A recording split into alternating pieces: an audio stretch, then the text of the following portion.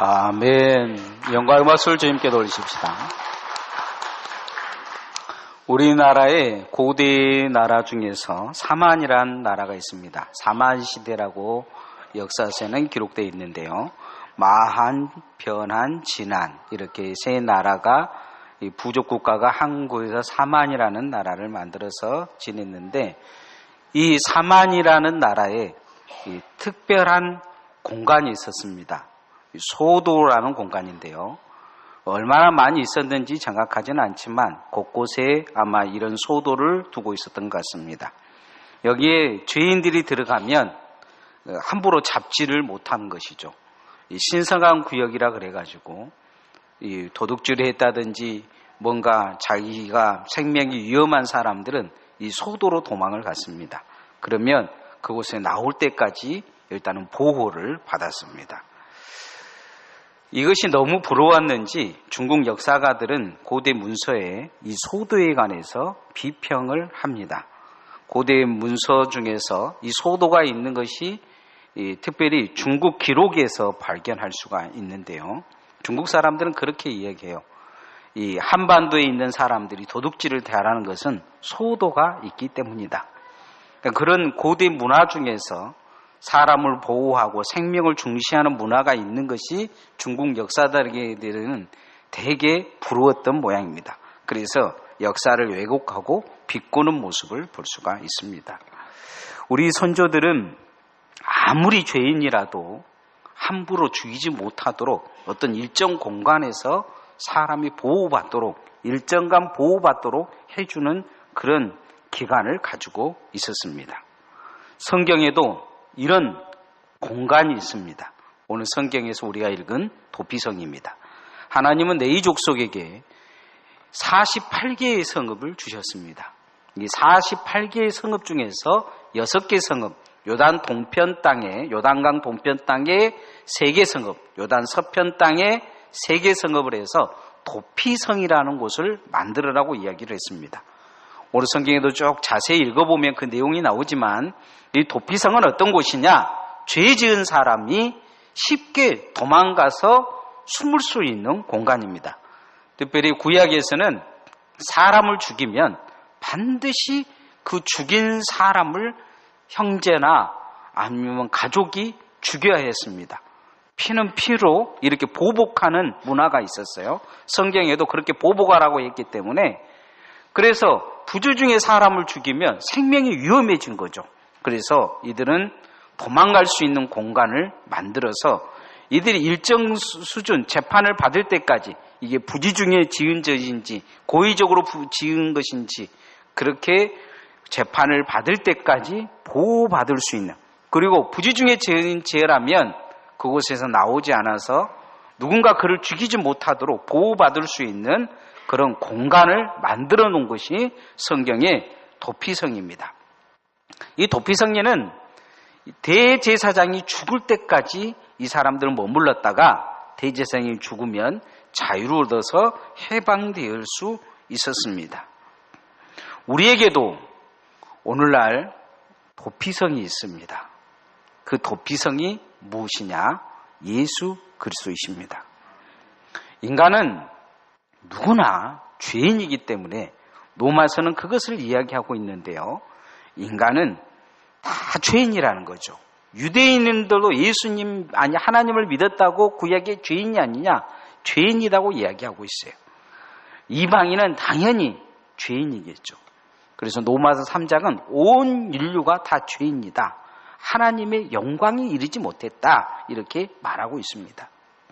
하나님의 영광이 이르지 못한다는 이야기는 다른 말로 표현하면 천국 갈 수 없고 지옥 갈 수밖에 없는 존재라는 것입니다. 인간은 누구나 지옥에 갈 수밖에 없는 위기에 놓여져 있습니다. 죽으면 지옥 가야 합니다. 그러나 어떤 사람들만 죽으면 천국 갈 수 있느냐? 죄의 문제를 해결받아야 되는데 그 죄의 문제는 어디에서 해결받을 수가 있느냐? 구약에서는 도피성으로 도망가면 일단은 그 부지 중에 지은 죄를 해결받았던 것처럼 우리의 삶에서도 우리가 예수 그리스도 안에 있어야 죄의 문제를 해결받을 수 있는 줄 믿습니다. 영혼의 문제의 해결책, 죄의 문제의 해결책, 사망의 문제의 죄의 해결책은 어디밖에 없느냐? 예수 그리스도를 도피성으로 삼는 것입니다. 따라합시다. 예수님이 가장 안전한 도피성입니다. 여러분, 집이 없이 살아본 적 있으십니까? 집은 없는 사람은 거의 없을 것 같아요. 우리 교회에 있는 분들을 보면. 물론 내 집은 아닌 사람들도 많이 있겠죠. 그러나 내 집은 아니어도 다들 뭐 새방을 살든지 올새방을 살든지 아니면 남의 집을 빌려서 살든지 저처럼 그냥 내 집도 아니고 너무 집도 아니고 그냥 돈도 안 내고 살든지 누구든지 집에 내가 돌아갈 집이 있는 것이죠. 그런데 제가 신학교 다닐 때 집 없는 사람들을 데리고 산 적이 있습니다. 교도소보다도 심각한 곳이 있는데 그것은 이제 감호소라고 합니다. 보통 5대 범죄에 대해서 세 번 죄를 지면 예전에는 감호라는 이 제도가 있어서 이 배로 형을 줬습니다. 그러니까 5년형을 받았다면 일반 교도에서 5년 살고 이 감호소에다 더 5년을 집어넣는 경향이 있어요. 대부분 형들이 한 15년에서 20년, 30년 이렇게 떨어지기 때문에 감호를 받으면 20년형을 받으면 감옥까지 곱하기 1을 하니까 40년을 사는 거죠. 감옥에서 죽으라는 말입니다. 사회 격리 제도예요. 사회에 아예 못 나오고 교도에 있어서 죽을 때쯤 내보내지는 제도가 감호 제도입니다. 그런데 국가에서 그렇게 감호 제도로 만들어가지고 교도소에서 죽으라고 했는데 안 죽고 끝끝내 살아나온 사람들이 있습니다. 이 사람들이 문제가 없냐면 살아나오면 교도소에서 거의 20년에서 40년을 살았기 때문에 가족들이 받아주지 않습니다. 부모님은 이미 돌아가셨고 형제들은 왼수같이 여기는 것이죠. 무서운 것이죠. 이미 40년간 그렇게 교도소에 면회도 가지 않고 버려놨던 사람이 어느 날 찾아와서 형제라고 받아주려면 여러분 같으면 누가 받아주겠습니까? 아무도 안 받아주는 거죠. 제가 어떤 사람이 청송감호소에서 나와서 젊은 사람이기에 이 사람은 부모가 받아주겠다 해서 데려간 적이 있습니다. 그곳이 어디냐면 남해대교, 집이 어디냐면 남해대교 밑이라고 그러더라고요. 저는 남해대교 밑에가 집이 있다는 건 생각을 별로 해보는데 남해대교 밑으로 그걸 가보니까 그 마을이 하나 있더라고요. 그래가지고 자기 집이라고 찾아가는 곳에 가서 두들기고 그곳에서 사람을 부르니까 한 노인이 나왔습니다. 아버지 같아서 제가 물어봤어요. 이 사람이 당신 아들이냐? 아니라는 거예요. 이 집이 누구의 집이냐 그랬더니 아니라는 것입니다. 아들 얼굴을 보면서 제가 이 아버지냐고 물어봤더니 아무 말도 안 하는 거예요. 그러고는 뭐 아니라고 하는데 어쩌겠어요. 다시 데리고 돌아 나오는데 문득 코너를 돌기 전에 제가 뒤돌아봤습니다. 그랬더니 그 노인이 대문을 잡고 울고 있었습니다. 아들이었던 거죠. 오직 했으면 안 받아줬을까 그런 생각이 들었습니다. 데리고 오면서 제가 그분에게 그런 이야기를 했어요. 우리랑 같이 살자. 그러니까 그때 눈물을 흘리더라고요. 아무도 받아줄 수 않는 곳에 누군가 받아주고 그리고 이 사람이 오니까 방을 하나 주고 그러니까 자기 집처럼 짐을 다 내려놓고 깨끗이 닦고 쓸고 하는 것을 볼 수가 있었습니다. 그런 사람들과 한 70명 살았는데 그때는 그런 생각을 별로 갖지 못했는데 지금 생각해 보니까 그 사람들에게 있어서는 그곳이 천국이었습니다. 누군가 나를 받아주고 내 집이 천국인 것이죠. 여러분의 집이 천국인 줄 믿습니다. 그러나 이 땅에서 내 집이 있는 것처럼 죽으면 돌아갈 곳이 있어야 됩니다. 사람들은 죽으면 돌아갈 곳이 있다고 생각을 하지는 못해요. 집이 없는, 돌아갈 곳이 없는 사람들이 가는 곳이 어디냐? 지옥입니다. 받아줄 곳이 없어서 떨어지는 곳이 어디냐? 지옥입니다. 지옥은 하나님이 받아주지 않기 때문에 떨어지는 곳입니다. 하나님이 우리를 받아줄 수 있는 유일한 방법이 하나 있는데 그것은 예수님 안에 내가 있는 것입니다. 이것이 유일한 방법입니다. 어떻게 예수 그리스도 안에 있느냐? 예수님을 믿어야 될 줄 믿습니다. 예수님을 도피성으로 삼는 것입니다. 예수님 밖에 천하에 구원 얻을 이름이 없다. 성경은 이렇게 말씀하고 있습니다. 오늘 성경은 살인자들은 도피하라 요구합니다. 19장 3절 말씀 한번 같이 읽어보십시다. 시작. 네, 하나님 여호와께서 내게 기업으로 주시는 땅 전체를 세 구역으로 나누어 길을 닫고 모든 살인자를 그 성읍으로 도피하게 하라. 모든 살인자를 그곳에 도피하게 하라.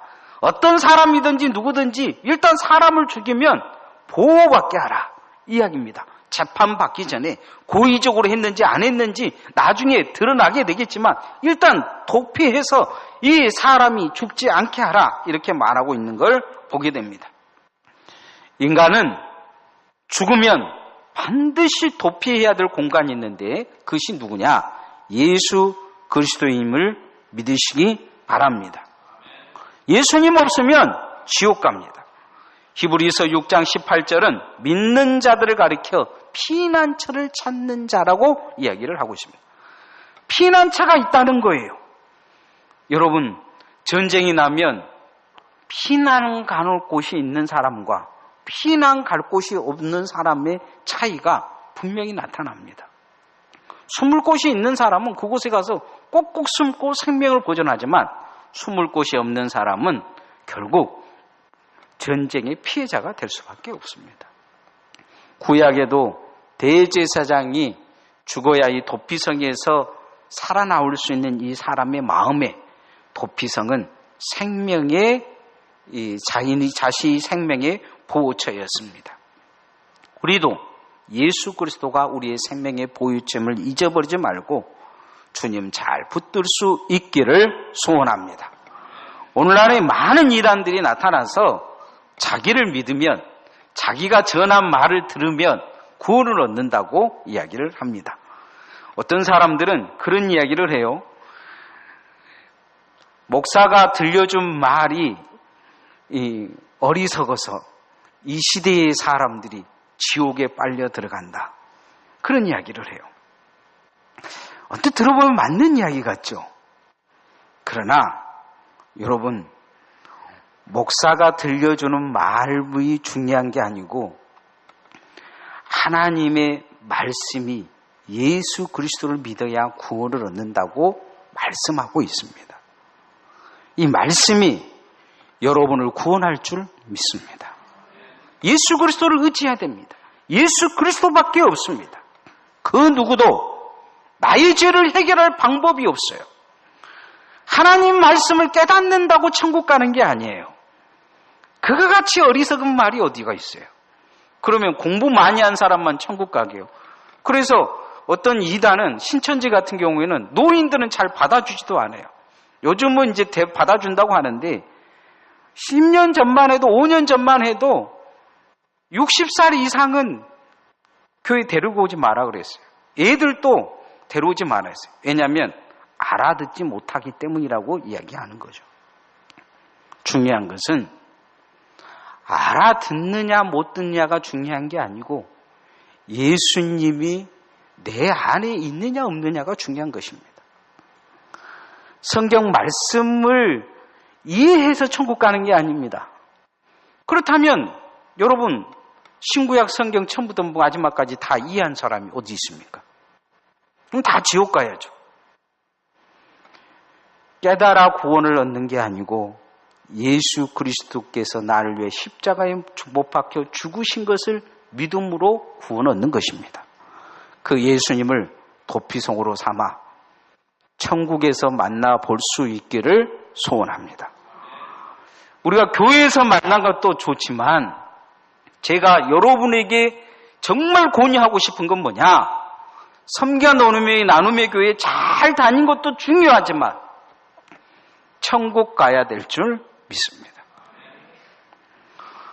우리가 교회를 잘 다녀야 되는 두 번째 이유는 뭐냐면, 주님은 이 땅에 도피성을 세우셨는데 어떤 도피성을 세웠느냐? 이 땅에서는 교회가 도피성입니다. 따라합시다. 주님의 교회가 가장 안전한 도피성입니다. 여러분, 늑대가 이 양들을 쫓을 때 어떻게 쫓는지 아십니까? 어떻게든지 무리에서 빠져나오게 쫓습니다. 양들을 쫓을 때 최대한 양 무리에서 쫓아나오게 쫓아요. 교회에서도 마찬가지입니다. 교회를 벗어나는 것은 가장 위험한 일입니다. 2002년 5월 8일 중국 선양에 일본 총영사관에 탈북을 시도한 가족이 있었습니다. 김강철 씨라는 사람의 가족인데요. 이 가족은 지금 탈북에 성공을 해서 이 순천에 살고 있습니다. 그런데 이 가족이 일본 대사관에 이미 들어갔는데 중국 공안이 지키고 있던 공안들이 가가지고 끌고 나온 거예요. 특히 이 부인을 끌고 나오는데 부인 품에 무엇이 안겨 있었냐면 아기가 안겨져 있었어요. 그러니까 자기는 끌려 나오면서 이 아이를 대사관 안쪽에 집어 던진 겁니다. 그랬는데 공안들이 나중에 다시 가서 끌고 나왔습니다. 그러고는 이게 국제적인 문제가 된 거예요. 대사관 안에 들어왔는데 끌고 나왔다 이거죠. 그래가지고 이것을 중국 공안이 담당을 할 거냐 아니면 일본 대사관에 다시 넘겨줄 거냐 국제 분쟁이 일어나기 시작했어요. 결국 중국 그 거대한 나라가 이 탈북자 가족을 다시 중국 대사관에 건네줬습니다. 그리고 중국 대사관을 통해서 한국으로 이들이 넘어온 거죠. 이유는 어디에 있느냐? 대사관은 중국 땅에 있지만 우리나라 대사관도 한국 대사관이 중국 땅에 있지만 그 대사관 영역 안에는 치해복권 지역입니다. 한국법에 따라요. 한국 땅입니다. 여러분, 대사관 차가 이렇게 지나가면요, 대사관 차 안에는 한국법이 적용이 됩니다. 대사관 차 안에서 이 대사관들이 타는 차 안에서 뭔 짓을 하든지 중국 공안들이 함부로 하지 못해요. 마찬가지로 이 땅에서 하나님의 나라의 대사관으로 세운 것이 어디냐? 교회입니다. 여러분 보기에 교회는 아무것도 아닌 것처럼 보이잖아요. 그러나 교회는 하나님의 나라의 대사관입니다. 예수님을 도피성으로 삼은 것처럼 교회를 여러분 도피성으로 삼아야 될 줄 믿습니다. 성경은 교회가 무엇이냐 이렇게 이야기를 하는데 성경은 어려운 말을 쓰지 않고 그렇게 이야기합니다. 교회는 예수 그리스도의 몸이다. 교회의 머리는 예수 그리스도다. 이렇게 말씀하고 있습니다. 그래서 교회는 전통적으로 그렇게 가르치고 있습니다. 교회 밖에는 구원이 없다. 교회 안에만 구원이 있다. 이렇게 말하고 있습니다. 여러분, 교회와 함께 가야 될 줄 믿습니다. 우리가 교회를 보면 불완전합니다. 그렇죠? 교회가 문제가 많은 교회들도 많습니다. 문제가 많은 목회자들도 있고 문제가 많은 성도들도 있습니다. 그러나 하나님의 나라로 세운 대사관 같은 이 교회는 하나님의 복음이 적용되는 공간입니다.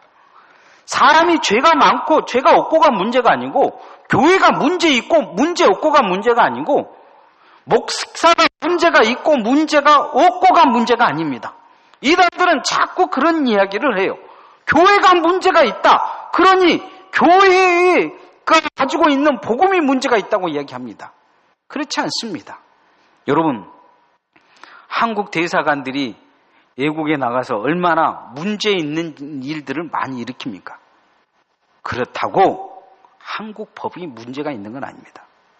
복음은 유일하게 전해주고 있는데 예수 그리스도 안에 있으면 누구든지 죄를 사함받고 구원 얻는다 이렇게 말씀하고 있는 것을 볼 수가 있습니다. 그래서 이 도피성에 피하라 이렇게 요구하고 있습니다. 교회 안에 생명의 공간, 피할 수 있는 공간이 이 땅의 교회이기 때문입니다. 19장 5절 말씀 한번 같이 읽어보십시다. 시작. 가령 사람이 그 이웃과 함께 벌목하려 살림에 들어가서 손에 도끼를 들고 벌목하려고 찍을 때에 도끼가 자루에서 빠져 그 이웃을 맞춰 그를 죽게 함과 같을 것이라. 이런 사람은 그 성읍 중 하나로 도피하여 생명을 보존할 것이라. 오늘 성경이 어려운 이야기인데요. 부재 중에 죄를 지었지만 이 사람은 죽을 위기에 놓인 거죠. 죽을 위기에 놓인 거예요. 죽을 위기에 놓인 이 사람이 살 수 있는 방법이 뭐냐? 도피성으로 자신 피해서 자기의 생명을 이렇게 의탁하라는 것입니다. 여러분, 이 땅에서 여러분의 영혼을 의탁할 곳이 어디입니까? 교회인 줄 믿습니다. 교회와 함께 가야 됩니다. 이 땅에 교회가 여러분에게 구원의 통로입니다. 올 초 네덜란드 교회 중에서 베델교회란 교회가 있었습니다. 96일 동안 쉬지 않고 예배를 드렸어요. 이유는 2010년 아르메니아를 떠나서 네덜란드에 정착한 이 탐나지안이라는 사람의 가족이 이 난민법에 의해서 네덜란드에서 추방명령이 내렸습니다. 이 사람들이 추방명령이 내리자 어디로 갈까 생각하다가 자신들이 보호해 줄 곳이 교회라는 생각에서 교회로 간 것입니다. 교회는 이들을 받아들이면서 고민하기 시작했어요. 그리고 토론이 일어납니다. 아니, 법을 지켜야지. 국가법을 보호하면서 받아주면 되겠느냐 이런 이야기를 해요. 그런데 한쪽에서는 그래도 교회가 보호처가 돼야지, 피난처가 돼야지. 그럼 논란이 일어납니다. 그럴 때 한 목사님이 한 가지 제의를 합니다. 지금부터 예배를 드립시다 하고 그 가족과 함께 예배를 드립니다. 이 목사님이 24시간 예배를 드립니다. 네덜란드법에 의하면 예배 드릴 때는 어떤 사람도 잡아갈 수가 없는 법이 있습니다. 그래서 예배 시간을 못 잡아가니까 예배를 계속 드린 것입니다. 그렇게 예배를 드리면서 주변에 있는 목회자들이 소문이 나서 이 교회로 몰려들기 시작합니다. 전 세계 예배자들이 몰려들어서 96일 동안 1시간 1분도 1초도 쉬지 않고 계속 설교하고 찬송하고 예배를 드린 것입니다. 이 탐나지안의 가족을 살리기 위해서. 그래서 96일 만에 전 세계 교회들이 동참함을 통해 이 네덜란드는 이 추방명령을 일시적으로 멈추게 되는 것을 볼 수가 있습니다. 오늘날 교회가 복음의 힘을 갖고 있는 것은 예배에 있는 줄 믿습니다. 교회는 이 땅의 희망이 되어야 되는데 무엇으로 희망이 되어질 것이냐? 교회가 세상 가운데서 가난한 자들에게 돈을 나눠주고 집을 세워주고 어려운 자들을 돕고 그것도 아주 좋은 일입니다. 그러나 교회가 가장 우선적으로 해야 될 건 뭐냐면 예배되게 해야 영혼이 구원받는 줄 믿습니다. 예배 속에 하나님의 말씀이 있으며 예배 속에 구원의 선포가 있습니다. 그래서 교회는 예배하는 공간, 예배하는 사람, 기도하는 사람들이 세워지는 공간이 되어야 됩니다. 강진의 우리 섬기가 나눔의 교회가 희망이 있는 것은 예배가 있기 때문입니다. 여러분, 교회가 피난처임을 알고 교회가 피난처 되어지기 위해, 도피성 되기 위해 예배로 깨어있는 성도들 되어지시기를 소원합니다. 이 땅에서 우리가 이제 마지막으로 해야 될 것이 무엇이겠습니까? 나만 구원받아야 되겠습니까? 여러분, 이 땅에 죽어가는 영혼들, 도피성이 없는 영혼들에게 우리가 도피성을 인도하는 그런 삶을 살아야 될 줄 믿습니다. 따라합시다. 도피성으로 인도합시다. 미국에 이 파워풀 리빙이라는 TV 프로가 있습니다. 이 전도하는 프로그램입니다. 1년에 200억 정도를 드린다고 합니다. 이 프로그램에는 반드시 4사람이 출연을 합니다. 영화배우, 정치가, 억망장자, 운동선수가 출연을 합니다. 그래서 이 영화배우가 처음에 나와서 그런 이야기를 합니다. 저는 영화배우입니다. 저는 인기를 많이 얻었지만 인기가 중요하다고 생각해서 여기 나온 게 아닙니다. 여러분에게 중요한 소식이 있습니다. 생명에 관한 소식입니다. 여기 제 전화번호가 있습니다. 전화를 주시면 그 소식을 알려드리겠습니다 하고 자기 전화번호를 공개한다고 합니다. 그 다음에 똑같이 다른 이 정치가가 나와서 저는 지금까지 여러분의 사랑을 먹고 산 정치가입니다. 여러분에게 전해줄 생명의 소식이 있습니다. 여기 전화번호가 있습니다. 억망장자도 운동선수도 그렇게 이야기하고 자기 전화번호를 공개한다고 합니다. 그래서 1년에 이 사람들에게 전화 온 것이 950만 통의 전화가 온다고 합니다.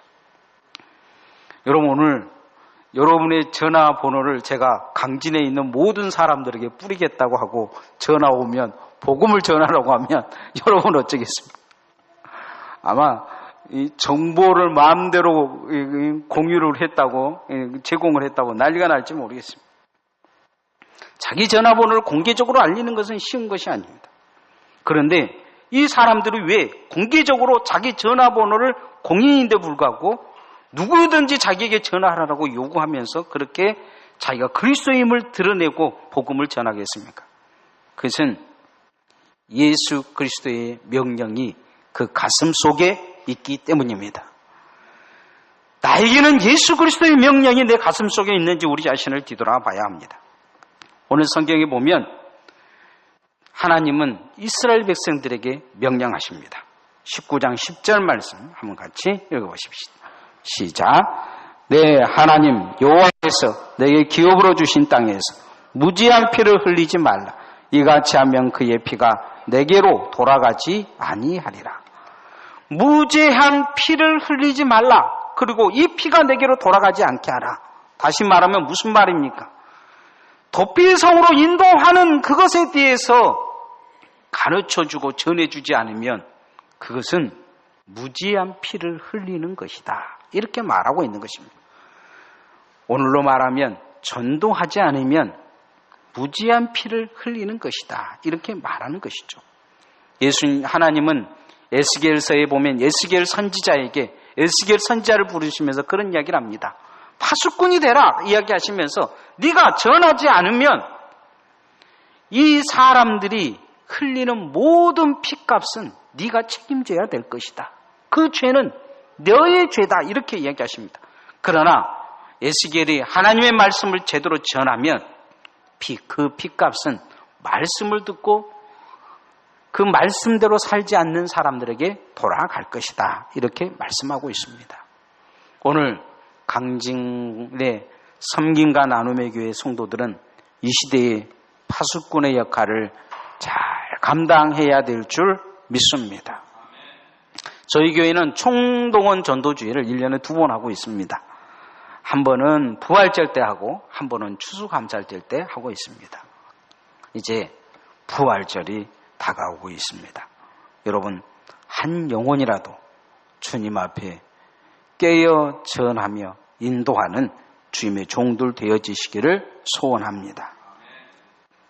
내 영혼에 도피성이 있습니다. 첫 번째는 누구라고요? 예수 그리스도이십니다. 예수 그리스도가 내 안에 있으면 천국이 내 안에 있습니다. 두 번째, 내 안에 도피성이 있는데 이 땅의 대사관 무엇이라고요? 교회가. 그렇습니다. 여러분, 교회와 함께 가야 됩니다. 마음에 들든 들지 않든 그건 둘째 문제입니다. 교회가 이러고 저러고 뭐 세상 사람들이 이야기하고 뭐 교회가 기도를 하나니 안 하니 뭐 별 소리를 다 해도 어쩔 때는 정말 필요한 것이 그 소리에 없을 수 있습니다. 교회는 예수 그리스도의 도피성입니다. 영혼의 도피성입니다. 우리는 예수 그리스도께로 그리고 교회로 영혼을 인도함을 통해 우리 강진에 있는 섬과 나눔의 교회가 주님의 도피성으로 귀하게 서기를 주님의 이름으로 소원합니다. 찬양하십시다.